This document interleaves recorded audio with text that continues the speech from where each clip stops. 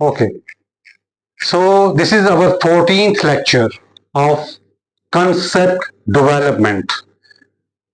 Concept development means my lectures, they are meant to create awareness of languages and ultimately gain command over English language.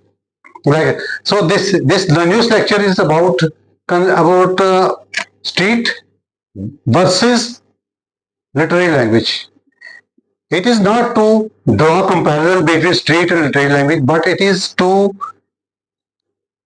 tell you to create awareness, or you can say to tell you that this basic language is not literary language. Basic is street language. Street language means which is spoken in the streets by us. ਜਿਹੜੇ ਅਸੀਂ ਬੋਲਦੇ ਹਾਂ ਗਲੀਆਂ ਮਹੱਲਿਆਂ 'ਚ ਅਸਲ ਜ਼ਬਾਨ ਉਹ ਹੁੰਦੀ ਹੈ ਉਹ ਕਿਉਂਕਿ ਨੇਚਰਲ ਹੈ ਨਾ ਕਿਉਂਕਿ that is natural. I told you many times कि expression of thought is sentence की है expression of thought in words, expression of feelings in words, expression of reaction in words, the sharing of thoughts or whatever you get. Sharing of knowledge also is a part of.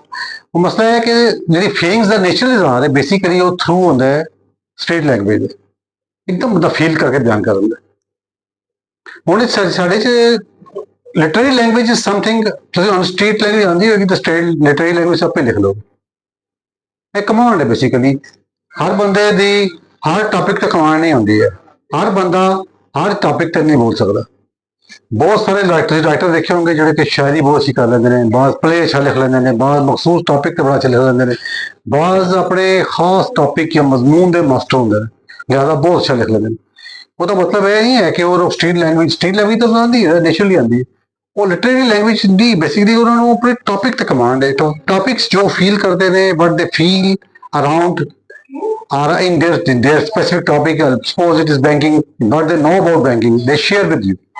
So there are many things. Scientists ऐसा हो गया. So the importance of street language की है कि without it, unless you have developed understanding of street language, when you are trying to want to gain command over English, it means you must have command over street language. So you could naturally respond to others. Naturally could express ਤੁਸੀਂ ਆਪਣੀ ਸੋਚ ਨੂੰ naturally ਉਹਦਾ ਇਜ਼ਹਾਰ ਕਰ ਸਕੋ ਹੁਣ ਸਾਡੇ 'ਚ ਅਕਸਰ ਸਟੇਟ ਲੈਂਗੁਏਜ ਨੂੰ ਸਾਡੇ 'ਚ ਮੁਸੀਬਤ ਹੈ ਸਾਡੀ ਸਟੇਟ ਲੈਂਗੁਏਜ ਤੇ ਐਜੂਕੇਸ਼ਨਲ ਲੈਂਗੁਏਜ ਵਿੱਚ ਫਰਕ ਹੈ ਥੋੜ੍ਹਾ ਜਿਹਾ ਇੱਕ ਜੈਲੀ ਤੇ ਖੁਦ ਸਾਖਤਾ ਹੈਗੀ ਹੈ ਤੇ ਉਹ ਅੰਗਰੇਜ਼ੀ ਤੇ ਉਰਦੂ ਨੇ ਜ਼ਾਹਿਰ ਪੰਜਾਬੀ ਤੇ ਸਟੇਟਸ ਹੀ ਕਿਧਰੇ ਨਹੀਂ ਆ ਜਿਹਦਾ ਨਤੀਜਾ ਇਹ ਨਿਕਲਦਾ ਪਿਆ ਨੁਕਸਾਨ ਜਿਹਦਾ ਹੋ ਰਿਹਾ ਕਿ ਸਾਨੂੰ ਸਟੇਟ ਲੈਂਗੁਏਜ ਦਾ ਸ਼ੌਕ ਜ਼ੀਰੋ ਹੈਗਾ ਸਾਡੇ we are only country in the world ਸ਼ਾਇਦ ਦੁਨੀਆ ਦਾ ਵਾਹਿਦ ਮੁਲਕ ਹੈ ਜਿੱਥੇ ਐਮਏ ਇੰਗਲਿਸ਼ ਨਹੀਂ ਬੋਲ ਸਕਦਾ क्यों नहीं बोल सकते ऐसी वजह शायद उन्हें खुद भी पता नहीं है मैं कोशिश अवेयरनेस पैदा की जाए वजह वो ये नहीं है कि उनको वर्ड्स नहीं है या कोई बेसिक वजह है कि they don't have command over state language होएगी तो नेचुरली उनकी कमांड आ जाएगी हूँ करते की नहीं हो दे आर टॉकिंग मतलब अपनी अंग्रेजी गलबात कर रहे हैं तो की कर रहे हैं तो think in Punjabi translate it in Urdu then translate that Urdu into English. ऐसा नहीं होना चाहिए ਉਹਦੀ ਸੋਚ ਹੀ ਡਾਇਰੈਕਟ ਅੰਗਰੇਜ਼ੀ ਜਾਣੀ ਚਾਹੀਦੀ ਹੈ that is possible only when he has command over street language street language ਵਿੱਚ ਤਿੰਨ ਚੀਜ਼ਾਂ ਆ ਜਾਂਦੀਆਂ ਮੇਨ ਚੀਜ਼ਾਂ ਪ੍ਰੋਬਲਮ ਸੋਲਵ ਪੈਦਾ ਕਰਦੀਆਂ ਨੇ ਇੱਕ ਤੇ ਸਲੈਂਗਸ ਹੁੰਦੇ ਨੇ ਇਨਵੈਕਟਿਵਸ ਹੁੰਦੇ ਨੇ